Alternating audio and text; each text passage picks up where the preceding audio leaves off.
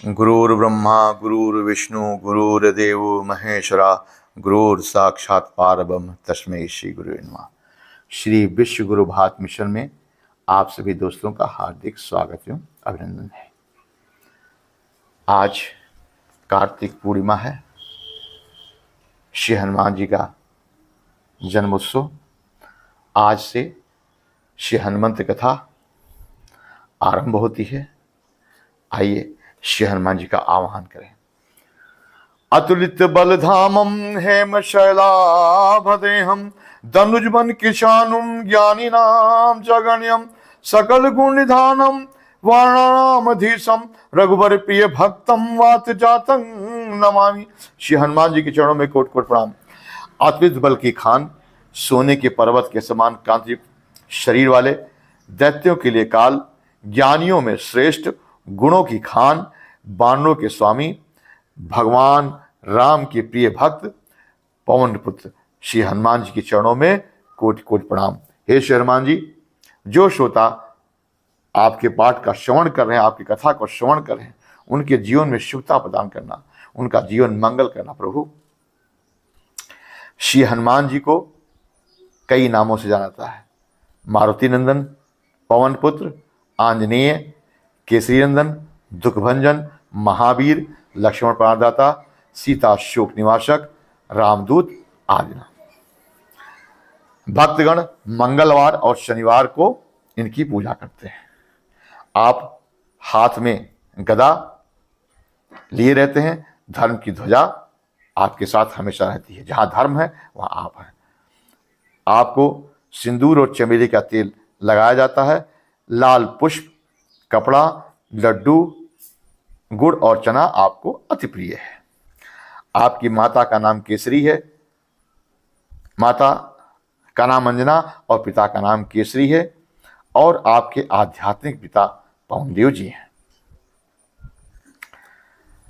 आपका जन्म 85,58,112 वर्ष पहले त्रेता युग के अंतिम चरण में चैत्र पूर्णिमा दिन मंगलवार चित्ता नक्षत्र व मेष लग्न में सुबह 6:03 जिला कैथल, राज्य हरियाणा, भारत में हुआ था।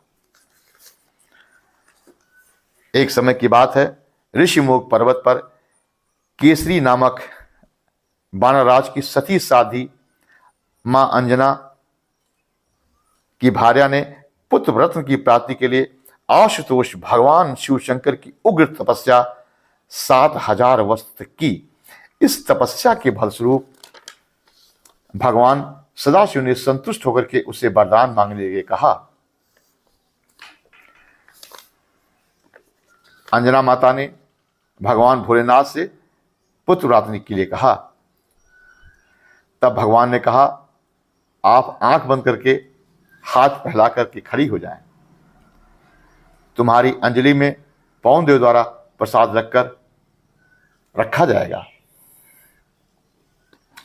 इस प्रकार भगवान सदाशिव वहीं अंतर्ध्यान हो गए। अंजना उसी स्थान पर किंचित पर्वत विमुठ को खड़ी रही। इसी बीच चक्रवर्ती राजा दशरथ के यज्ञ में कैकेयी के हाथ में एक चील पिंड लेकर के आकाश मार्ग से उड़ गई। उस समय भयंकर आंधी तूफान से वह पिंड चील के मुंह से छूटकर वायु द्वारा अंजना की पसारी हुई अंजलि में जा गिरा। तत्क्षण उस पिंड को अंजना ने खा लिया। उसके फलस्वरूप 9 मास व्यतीत होने पर माता अंजनी के गर्भ से चैत्र शुक्ल पक्ष की पूर्णिमा को मंगलवार के दिन श्री हनुमान जी का जन्म हुआ।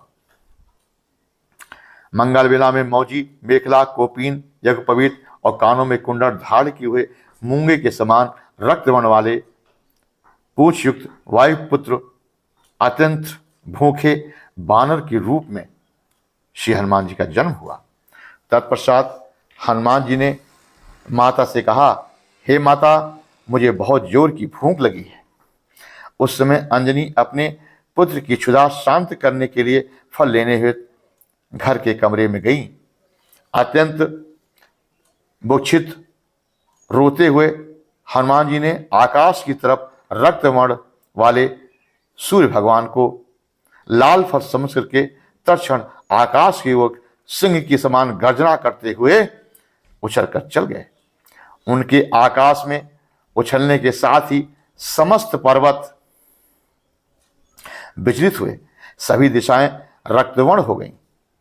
इस अंजनी पुत्र मारुति ने मन में समान वेग तत्क्षण हनुमान जी मुंह फैलाकर के सूर्य के निकट पहुंच गए।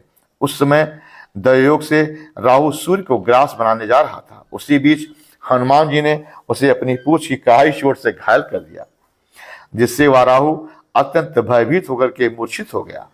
तत्पश्चात वह इंद्र की शरण में जाकर बाणों को पूंछ द्वारा मूर्छित होने की समस्त कथा कह सुनाई। उसे सुनकर इंद्र अत्यंत आश्चर्यचकित होते हुए तत्क्षण अपने अस्त्र शस्त्रों के साथ देवताओं की सेना सहित श्री हनुमान जी के पास आया। हनुमान जी ने हाथ में सूर्य को पकड़कर जब यह जाना कि वह फल नहीं है तो उसे परित्याग कर आकाश मार्ग से अपनी माता की ओर चला। इसी बीच राहु तथा समस्त देवता की सेना अपने साथ युद्ध देख करके हनुमान जी की आंखों में क्रोध हो आया। उसी समय इंद्रदेव सेना और राहु की सेना देख करके हनुमान जी के साथ युद्ध हुआ। इस युद्ध में देवराज इंद्र व्याकुल हो गए तथा वज्र के द्वारा वायुपुत्र महाबली श्री हनुमान जी के दाढ़ी पर प्रहार किया, जिससे हनुमान जी मूर्छित होकर के तीनों लोक में हाहाकार मचाते हुए नीचे पृथ्वी पर आ गिरे।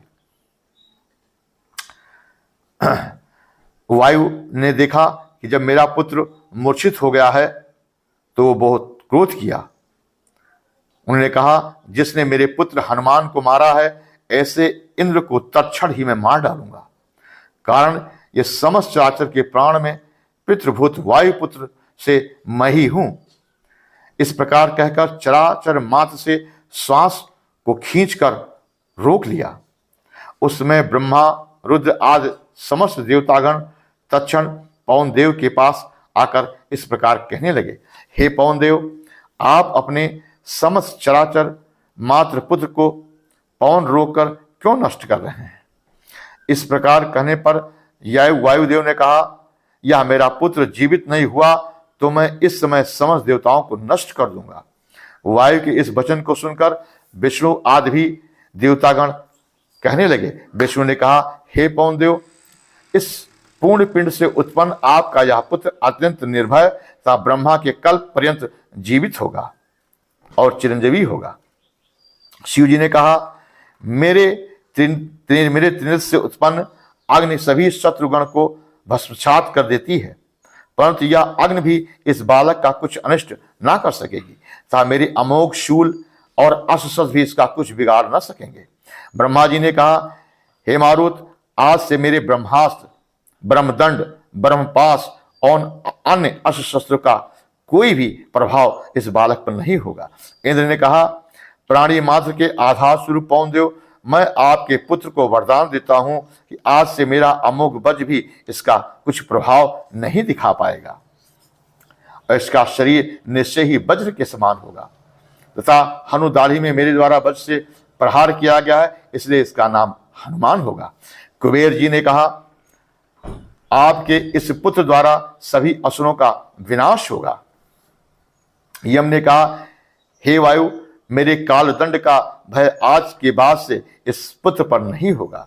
वरुण देव ने कहा, मेरे परम मित्र पवन देव, आज से आपका यह पुत्र मेरे समान शक्तिशाली होगा तथा भयंकर से भयंकर युद्ध में भी थकावट का अनुभव नहीं करेगा।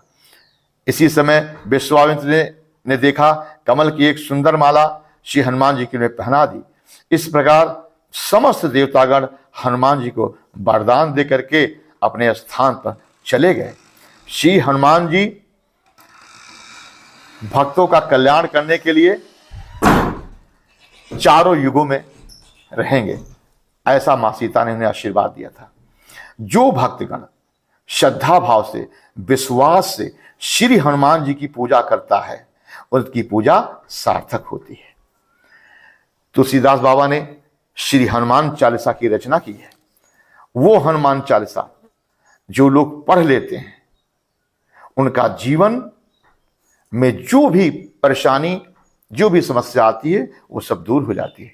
आइए आज का कथा का प्रसंग भाव समाप्त करते हैं और आप सभी श्रोताओं से मैं निवेदन करता हूं, इस चैनल को लाइक और सब्सक्राइब कर देगा। सबको राधे राधे, जय श्री राम।